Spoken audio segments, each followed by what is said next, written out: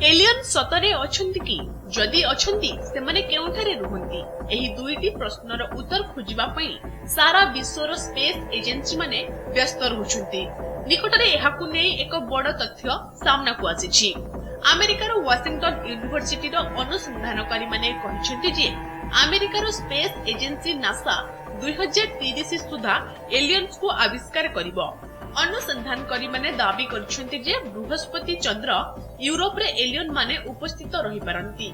सेमानकु खोजिबा पई एक मिशन आरंभ कराजिवो।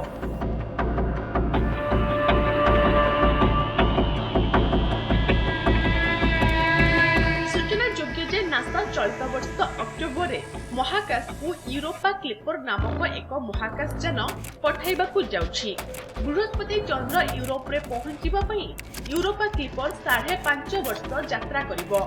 एठारे पहुंचिबा परे से एही चंद्र रे जीवनर चिन्ह खोजिबा आरंभ करिबाकू जाउछन्ती। एही महाकाश यान निर्माण रे $178 मिलियन अर्थात प्राय 1500 कोटी टंका खर्च होइछि।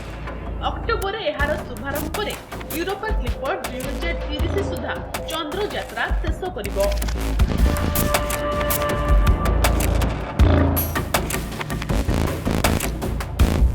डेली मेल रिपोर्ट अनुसार वाशिंगटन विश्वविद्यालय एक अनुसंधानकारी दल कहिसेंती जे यूरोपा क्लिपर महाकाशयान को आधुनिक उपकरण सहित सजा जाइछि।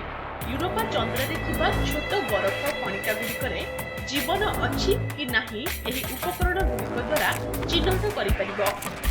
यंत्र माध्यम रे सेही रासायनिक पदार्थ मध्य चिन्हट होई परिबो जहा अन्य ग्रह रे जीवन अछि ना नाही स्पष्ट करिबो।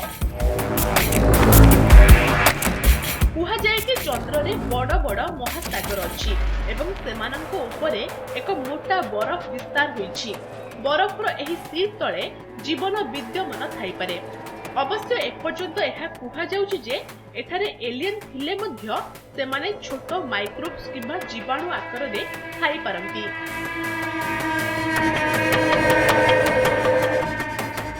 एलियन को नै थिबा विभिन्न द्वंद्वर समाधान यूरोपरु मिलिबो बोली नासा पक्षरु कुहा जायछि।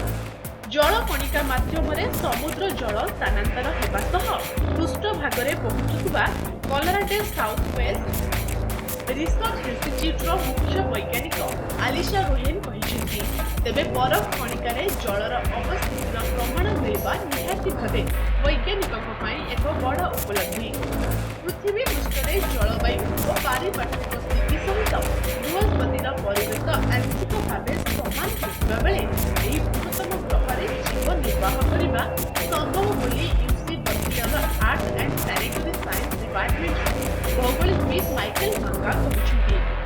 एलियन मानक स्थिति परखिबा पई नासा 2024 अक्टोबर 10 रे यूरोपा क्लिपर नाम रे एक ऑर्बिटर लॉन्च करिवो जहा यूरोपा विषय रे समस्त तथ्य संग्रह करिबारे वैज्ञानिकଙ୍କୁ ସାହାଯ୍ୟ କରିବ।